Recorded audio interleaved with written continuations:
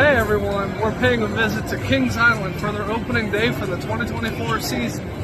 This is my personal favorite park in the Cedar Fair family, so I'm really excited to have the opportunity to come here today.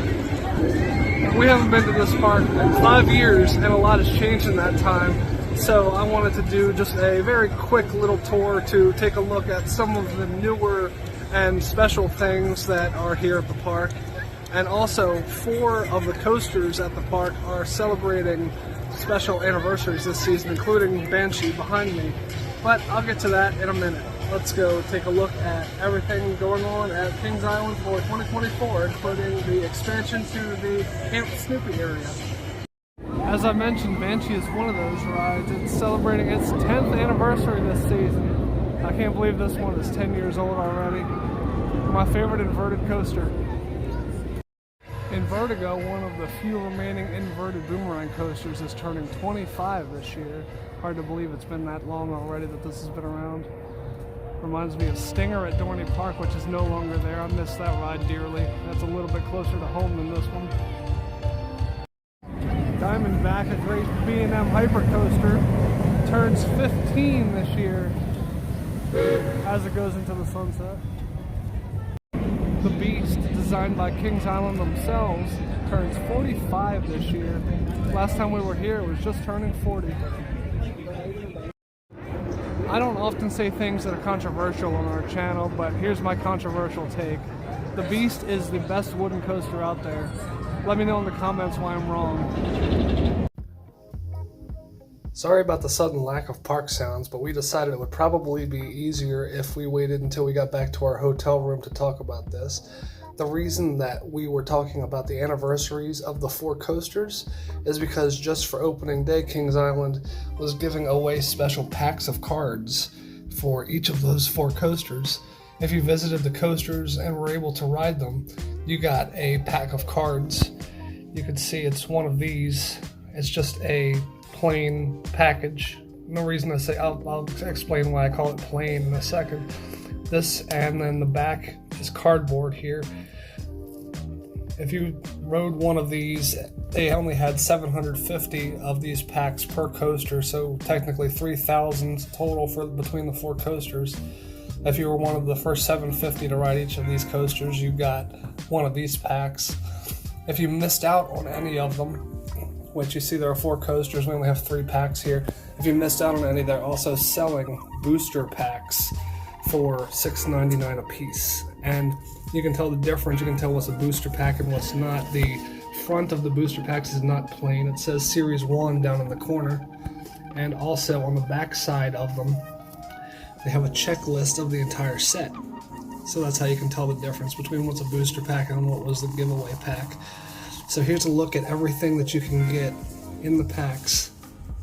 I've heard from people who have already opened up some of their packs that the 9 cards that are under the common heading are in every single pack. So it's just a matter of which rares and ultra rares you get. The card number 10, 1979 to 2024, those are the years for the Beast, so I'm assuming that's a Beast card. 1999 to 2024 would be the Invertigo, 2009 to 2024 would be Diamondback, and then 2014 to 2024 would be Banshee. So they said that these packs would each have cards in them that represent the coasters you got them from. Unfortunately, we missed out on the Beast one, which is a shame. So, but we should have the others. So we need to open up some of these booster packs and see what we got. We'll take a look, open up a few of them, and show you what the cards look like. Jen's going to open up one of the booster packs so you can see what the cards look like inside. You can see it's tightly shrink wrapped, so it might be a little bit difficult to get the shrink wrap off. So if there's a cut right here, that's why. It took a little bit of effort to get it open.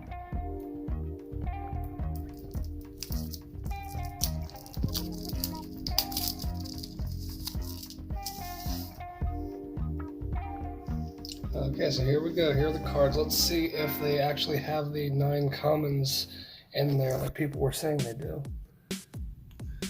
Here's the back side of the cover card on the package. First card is Banshee, labeled as number 2. Can you flip it over, please? Thank you. Oh, it gives statistics about the coaster as well. Okay, next one is Diamondback. And then the back side, again, gives some statistics. Drop tower.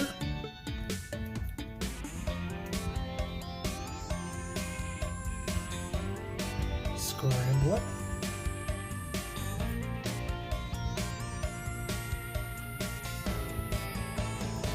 Beast.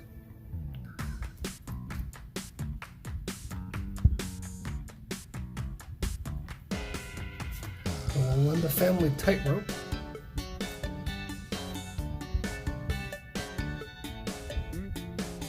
Soap City Water Park.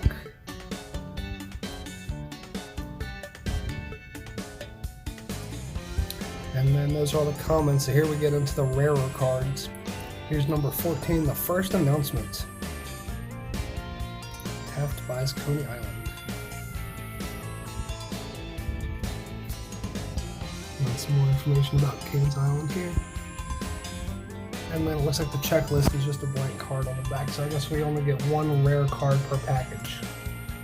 But here's the checklist for comparison. Beast, Banshee, Invertigo, Diamondback, All in the Family Tightrope, Up Tower, Kings Mills. Kings Mills Antique Auto was not in there, so actually it doesn't look like all of the Series 1 commons are in this pack. Just for fun, here's a quick look at another pack. Same back side of the cover card. There we got Beast, Invertigo, which is actually one that we missed from the other pack. So here's a look at the Invertigo card.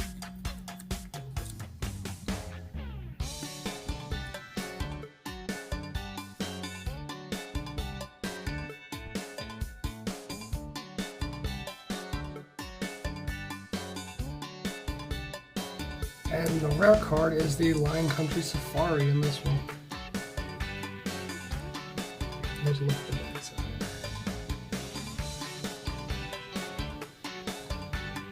Let's quickly go through one more pack, see if we can get anything else special. Kings Mills Antique Auto, that's the last common one we were missing right here. Kings Mills Antique Autos. So here's a look at the back side of that one. So that's what all the common cards look like. Let's see what the rare card is in this pack. Oh, the Beast 45. So we actually have two rare ones in here. We have the Beast 45th Anniversary card, which actually comes in the Beast package that we did not get. So we actually have the card that we missed out on. And then the other rare card, we got a duplicate of first announcement. So if anybody is watching this video that also got some cards, we'll trade you. Here's just a real quick look at the Kings Island map and all of the various areas they have here. They divided into International Street, Action Zone, Oktoberfest, Adventure Port, Coney Mall, Area 72, Rivertown, Planet Snoopy, and also Camp Snoopy is a separate area, as well as some picnic roads. Adventure Port is an area that opened up last season in 2023. You can see the Mercado restaurant across the water here. A little fishing boat on the water. I really like the decor they put in here.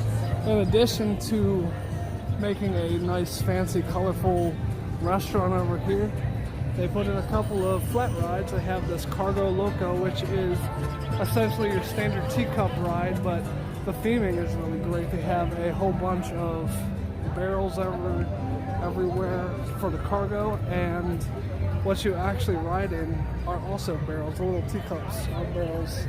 You can see over here, for example, this group, there's a kerosene barrel, pecans, pinto beans, limes, cacao beans.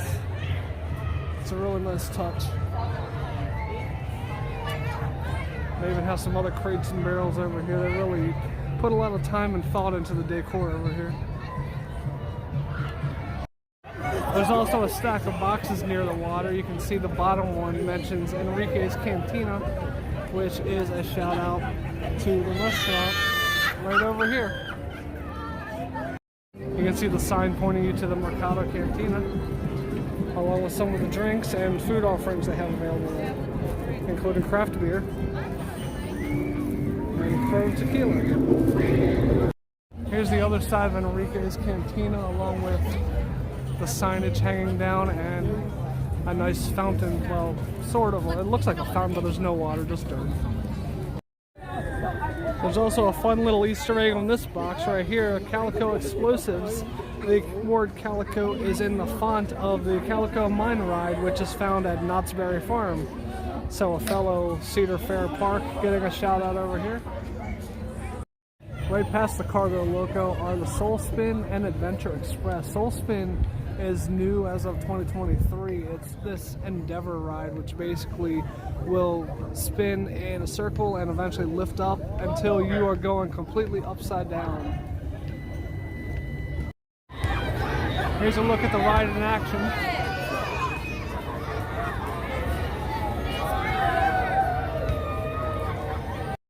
Adventure Express is a coaster that's been at the park for a very long time, but it has recently undergone a major overhaul.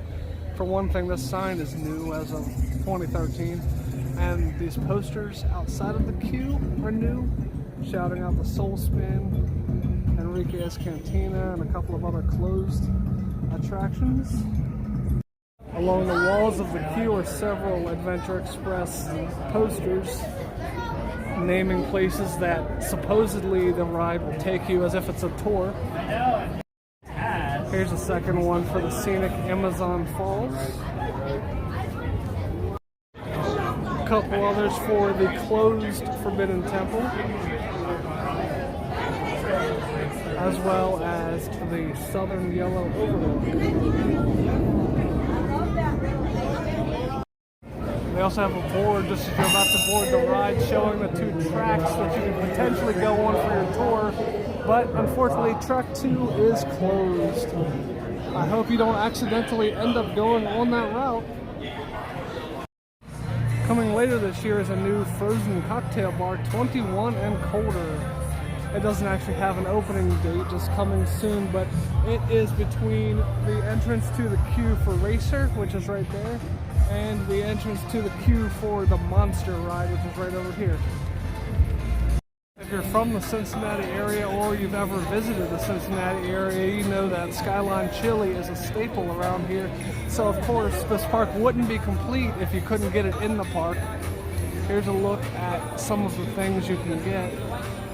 Cheese conies and fries covered in the chili, and also a three-way, which they put the chili on pasta. They also have other things that don't actually involve the chili. On their menu you can see a Greek salad, basket of fries. But here's a good look at their hot dogs that they cover in the chili and cheese. One thing's for sure, there are some big Canadian geese in this park. This one landed on top of the games area. It's almost big enough to block out the sun. The newest coaster in the park that's actually open, which opened in 2023, is Orion, a B&M Giga coaster with a 300-foot drop. They removed a flying coaster known as Firehawk a couple years back to put this in here. They also changed the name of the area to Area 72, where this is located. Along with Orion in this area, they also have Flight of Fear, which Flight of Fear has been here. They did not remove that, but because they removed the Firehawk coaster, they decided they needed to have a name change to fit. They've really done a good job with the theming. They also put this car out here. I'm signing off.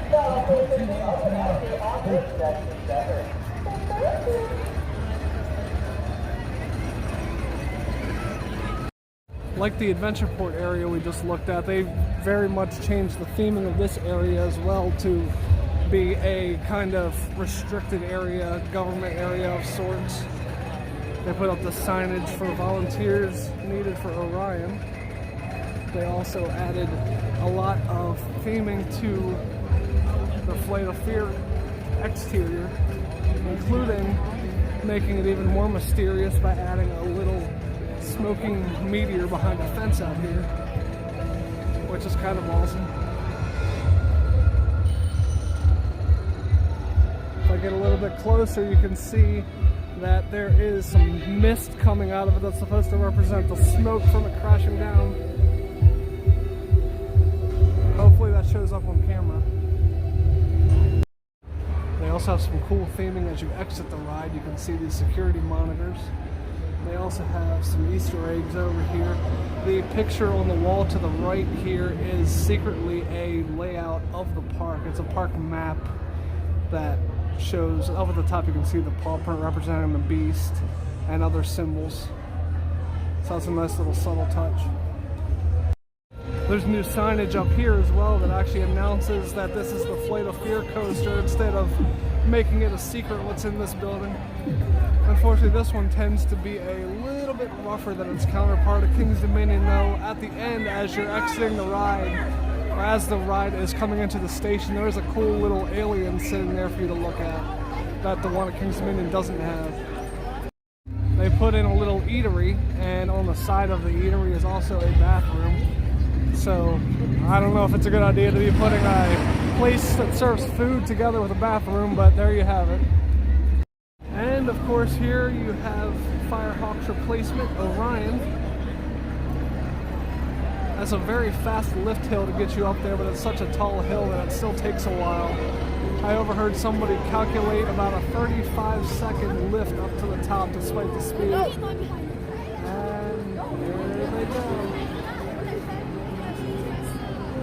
You can see here in the evening, it's a 120-minute wait if you aren't using the fast lane. Even if you are using the fast lane, you can still expect to be waiting 30 minutes. So it's still very popular, which isn't surprising. So they really gave this area an overhaul. It looks really nice. They did a great job.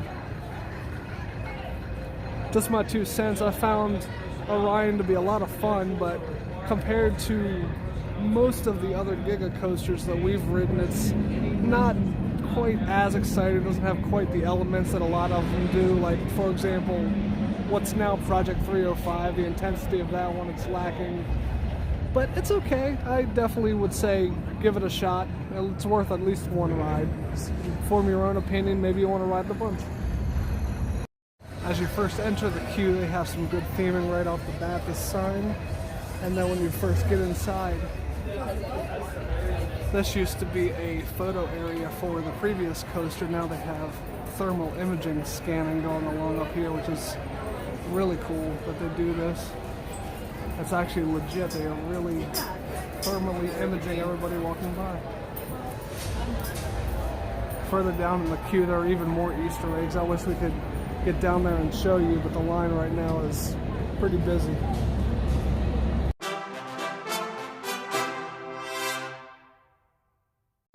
We decided to grab a bite from the Miami River Brew House, which is located in Rivertown, right outside the entrance to the queue for Mystic Timbers. We unfortunately forgot to grab a picture of the menu, but they serve your typical burgers and salads and chicken and fish. Also in the corner of the restaurant is a full bar where you can get craft beers and cocktails.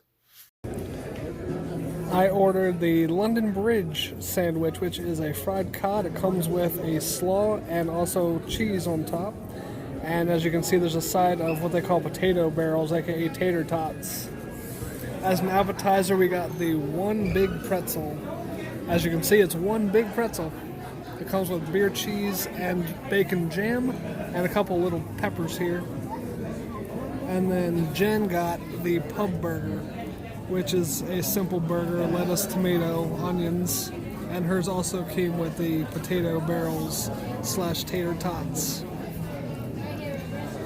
So the pretzel was $12.99, Jen's burger was $16.29, and my fish was $15.99. Altogether, with the season pass discount, all of this came up to $43.49. So we both thought that the tater tots were pretty standard tater tots, nothing to write home about. Jen said that her burger was okay. The meat, as usual in a theme park, is well done, which made the burger a little bit dry. But she did comment that it's pretty much the same as any other theme park burger, so it's not bad for theme park standards. It's just not what she had been hoping for, especially for the price. Jen's rating, a C+. The pretzel had a lot of flavor. The two dipping sauces, the beer cheese and the bacon jam, tasted good. They were both a little bit sweet, which is surprising for the beer cheese. I'm not used to seeing a beer cheese that has a little bit of sweetness to it. The bacon jam I had never tried previously, so I didn't know what to expect from that, but that also had some sweetness. The pretzel doesn't seem like it's actually really a good vessel to use for bacon jam because the bits of bacon that are in there are very difficult to pick up. We still have pretty much all the bits of bacon in there that were there when we got the cup. We both agreed on a B rating for this one. My fish sandwich, I think, tastes okay. It's just fried fish. The slaw did a good job of lightening up the fried fish, the fried oily taste of it, but the main complaint is you can see how small of a piece of fish is on here. Considering it costs $16 for the sandwich, you would think they would give you a little more fish, so my main complaint is about the portion size more so than the flavor here. I would give the sandwich and the tots a C. Gone but not forgotten. Behind this wooden fence used to be the site of the Vortex, an old aero looper that was put in here in 1987. The coaster was demolished recently and nothing has yet been announced to fill the spot where it used to be, so we'll be looking forward to seeing what that announcement is. Hopefully it can be something impressive enough to fill the gap left by that coaster. If one positive came out of Vortex being removed, it's that for the time being, you can actually see an unobstructed view, well, with the exception of the trees being there, an unobstructed view of the Beast lift hill. I'm not sure how new this actually is, but I don't recognize it personally, neither does Jen, so I'm mentioning it. On the side of the Jukebox Diner is now this ice cream shop, Ralph's Ice Cream and Shake Shop. So obviously serving ice cream and shakes. If this is new, it's a really nice addition. If it's old, I guess we just walked by it a bunch of times and never noticed. Not too far away from the entrance to the Diamondback coaster, you come to the Camp Snoopy expansion, the area that they're currently working on. This area isn't 100% done yet, but it's very close and it'll be fully complete later this year. The big feature of the Camp Snoopy area is Snoopy Soapbox Racers, a brand new family coaster that is going to be right past that sign. You can see the sign over here for the annual Camp Snoopy Soapbox Derby. Behind the what used to be, last time we were here, Flying Ace Aerial Chase, a coaster up here which has since changed its name. Behind that coaster is the coaster for the Soapbox that is currently incomplete. It's kind of hard to see from this angle, so I'll see if I can find a better angle for this one. Also coming soon is the restaurant Pigpen's Mess Hall. They have another giant billboard for that as well under the coaster. Here we go. Here's a better view of the signage and the construction that is ongoing on the Soapbox Racers. You can see it's going to be a shuttle coaster, so it'll be going back and forth. It won't be completing a full circuit. So here's where it stands. It should be opening later this spring is what they're saying, but based on the construction work, it might not meet that deadline. I guess we'll see. A lot of things are still unfinished over this fence.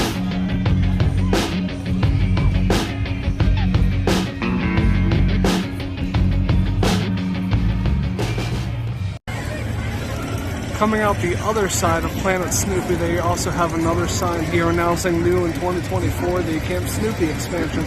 They also have, at the bottom, a QR code if you want to learn more about the expansion. So here's the QR code for you. So we hope you enjoyed this look at everything that's going on new for 2024 and some of the recent updates made to the park in previous years. We were excited to bring it to you. We really enjoy this park and we were happy to have the opportunity to come here for this. The park right now, as of this very moment, has 14 coasters, 15 once the coaster behind me opens up. and most of them are spectacular. Of course, as with any park, there are a couple that are a little bit rough. There are a couple that I'm a little biased against because I'm too big to ride them, so don't go by that. But there are plenty of things to love about this park. I hope that you have the opportunity to visit this season, and I hope you enjoyed the video. If you did, we would appreciate it if you would give it a thumbs up. And also, subscribe to the channel. Every like and subscribe is a big help to the channel. Also, please be sure to check out our Instagram page, which is appearing up in the corner right now. And right below that is our Threads handle. At the bottom of the screen is our email address. Please feel free to email us any questions, comments, constructive criticism, whatever you want. We appreciate it, and we'll check all of the emails. So, thanks a lot for watching. Thanks for watching, but the fun's not over yet. Click the box in front of my face for another fun video, or click my tree to subscribe to our channel so you don't miss another video.